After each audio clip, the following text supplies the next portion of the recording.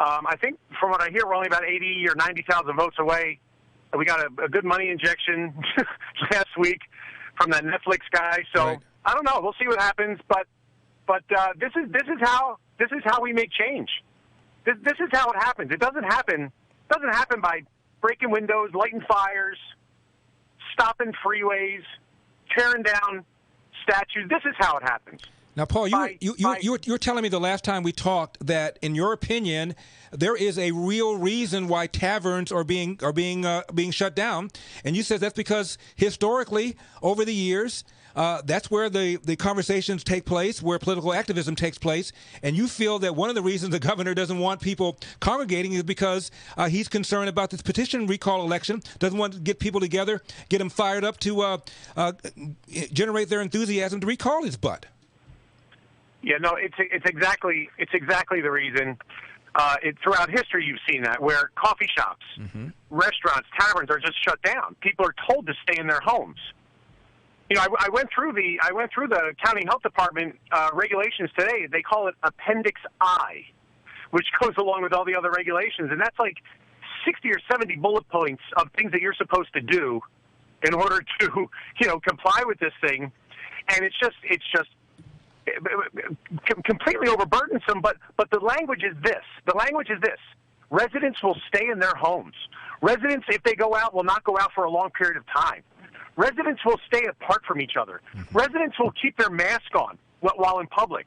I mean, this is language of shut up and don't talk to the government. I went down to the health department offices today for the reason that I originally told you about. All the public health departments are closed to the public with a big sign that says closed to the public.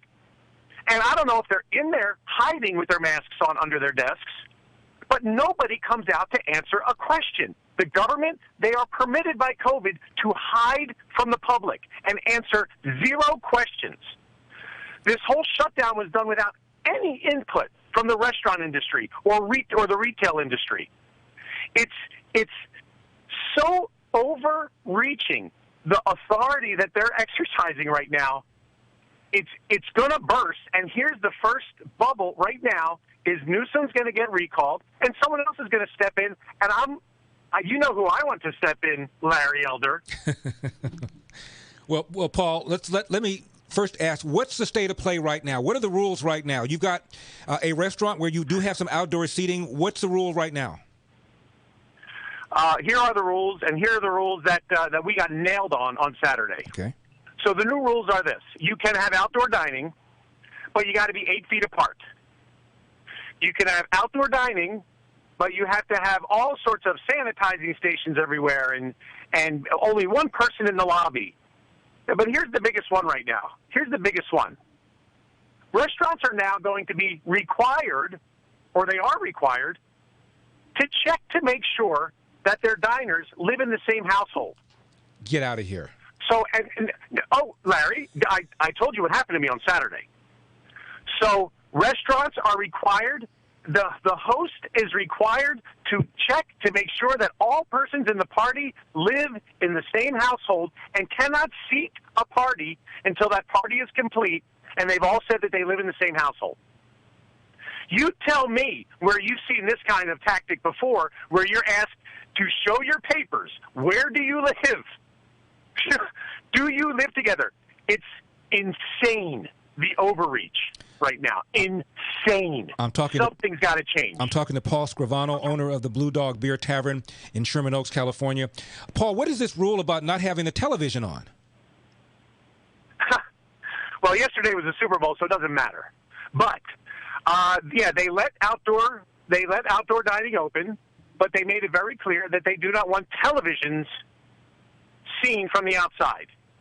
So basically what that means is do not congregate, do not meet with your friends, do not enjoy. Basically they're saying don't go out. And on Super Bowl Sunday, what they would rather have is crowds of people in their little tiny apartments with their low ceilings and no ventilation system sitting on top of each other on the same couch with the same dust that's been there for 20 years. And not go to an outdoor restaurant where there's air circulation. So, Paul, and watch a game there. All these sports bars on Super Bowl Sunday did not have televisions on? No, They did what we did, which was sold trays of wings and ribs to our customers to take home. We were dead yesterday, except for doing a little bit of to-go.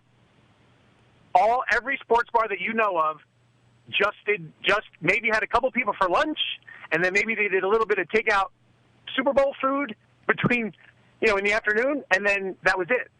That was it. Paul, how do they police all these rules and regulations? How do they make sure that you are inquiring to make sure that people at the table all live in the same household? How do they police it?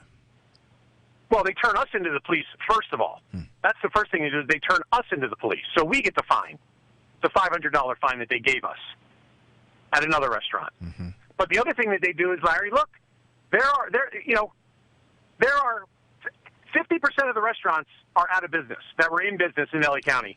Paul, we're going to take 50%. We're going to take a break here, and a number of people want to talk to you. Paul from Columbus wants to talk to you also about the Revolutionary War and taverns. Paul, please don't leave town. Paul and Paul, don't go away. I'm Larry Elder.